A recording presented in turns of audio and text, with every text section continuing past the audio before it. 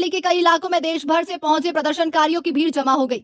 इसी बीच राहत की खबर ये रही कि सीजेपी प्रतिनिधियों और केंद्रीय मंत्री जेपी नड्डा के बीच बातचीत के बाद समाज सेवी सोनम वांगचुक ने अपनी भूख हड़ताल समाप्त कर दी। वांगचुक बीते कई हफ्तों से जंतर मंतर पर अनशन पर बैठे थे और उनके साथ कुछ और सामाजिक कार्यकर्ता भी शामिल थे।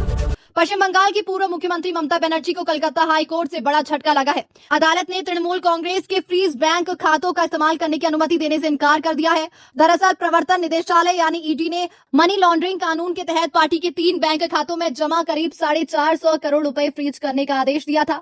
जांच एजेंसी के मुताबिक ये मामला एक निजी विमानन कंपनी के जरिए हुए संदिग्ध वित्तीय लेन देन से जुड़ा है, जिसमें एक विमान और हेलीकॉप्टर की खरीद के लिए पार्टी कोष के पैसों के इस्तेमाल का आरोप है। ये घटनाक्रम ऐसे समय पर सामने आया है जब तृणमूल कांग्रेस पहले से ही आंतरिक टूट का सामना कर रही है और पार्टी के नाम व चुनाव चिन्ह को लेकर भी विवाद गहराया हुआ है। ईडी का कहना है कि इन लेन देन के पीछे असली मकसद का पता लगाने के लिए जांच अभी जारी रहेगी। संसद के मानसून सत्र की शुरुआत से ठीक पहले प्रधानमंत्री नरेंद्र मोदी ने देश को एक अहम संदेश दिया। उन्होंने कहा कि पिछले 1 महीने में देश ने कई बड़ी उपलब्धियां हासिल की है, चाहे वो राष्ट्रीय स्तर पर हो, अंतर्राष्ट्रीय स्तर पर हो या फिर अब अंतरिक्ष के क्षेत्र में। प्रधानमंत्री ने खास तौर पर एक भारतीय स्टार्टअप की हालिया उपलब्धि और बीते साल एक भारतीय नागरिक के अंतर्राष्ट्रीय स्पेस स्टेशन तक पहुंचने का जिक्र करते हुए इसे महज संयोग नहीं बल्कि देश के युवाओं की क्षमता का सशक्त संदेश बताया। उन्होंने राजस्थान में शुरू हुई बड़ी ऑयल रिफाइनरी, देश के तीसरे सेमीकंडक्टर प्लांट और ग्रीन हाइड्रोजन से चलने वाली ट्रेन का भी उल्लेख करते हुए इन्हें आत्मनिर्भर भारत की दिशा में बड़े कदम बताया। साथ ही उन्होंने उम्मीद जताई कि ये मानसून सत्र प्रोडक्टिव साबित होगा, जिसमें वंदे मातरम से जुड़े विधेयक समेत कई अहम बिल पेश किए जाने हैं। देश भर में मानसून पूरी तरह सक्रिय हो चुका है और मौसम विभाग ने आज देश के 17 राज्यों में हल्की से लेकर बेहद भारी बारिश का हाई अलर्ट जारी किया है। कई इलाकों में 60 किलोमीटर प्रति घंटे तक की तेज हवाएं चलने और भूस्खलन व जलभराव जैसी गंभीर स्थितियां बनने की आशंका जताई गई है।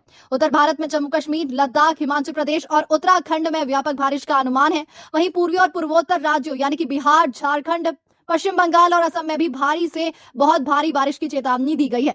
उत्तराखंड में हरिद्वार जिले में आकाशीय बिजली गिरने से 2 लोगों की जान चली गई है और भूस्खलन के चलते राज्य की करीब 84 सड़कें अवरुद्ध हो गई है, जिसके बाद कई जिलों में रेड और ऑरेंज अलर्ट जारी किया गया है। हिमाचल प्रदेश में भी चंबा, कांगड़ा, मंडी और सिरमौर जिलों के लिए रेड अलर्ट घोषित किया गया है।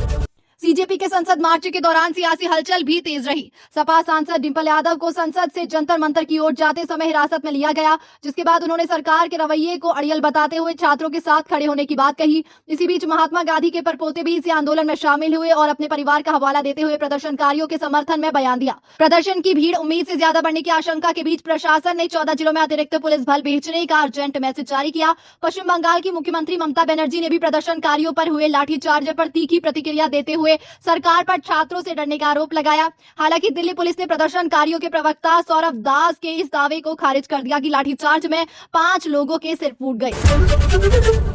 तृणमूल कांग्रेस नेता अभिषेक बनर्जी को कलकत्ता हाई कोर्ट से एक और झटका लगा है। अदालत ने उनकी आंखों के इलाज के लिए विदेश जाने की याचिका खारिज कर दी है। हालांकि राहत की बात यह रही कि उनकी गिरफ्तारी पर लगी रोक को अदालत ने आगे बढ़ाकर 6 अक्टूबर तक कर दिया है। यानी फिलहाल उनके खिलाफ गिरफ्तारी की कार्रवाई नहीं होगी, लेकिन विदेश यात्रा की अनुमति उन्हें नहीं मिली है। फीफा वर्ल्ड कप फाइनल में स्पेन से हार के बाद अर्जेंटीना और स्पेन के खिलाड़ियों के बीच मैदान पर जबरदस्त झड़प देखने को मिली, जिसका वीडियो सोशल मीडिया पर तेजी से वायरल हो रहा है। वहीं स्पेन की जीत के बाद युवा खिलाड़ी लामिन यमाल ने दिग्गज लियोनेल मेसी को लेकर भावुक बयान दिया, जिसमें उन्होंने कहा कि वे भविष्य में अपने बच्चों को इस मुकाबले और मेसी की महानता के बारे में जरूर बताएंगे। इस हार के साथ ये चर्चा भी तेज हो गई कि क्या ये क्रिस्टियानो रोनाल्डो का आखिरी विश्व कप मुकाबला था। ये थी आज की सबसे बड़ी खबरें। वीडियो पसंद आया हो तो लाइक जरूर करें, चैनल को सब्सक्राइब करें और अपनी राय कमेंट में जरूर बताएं। जय हिंद।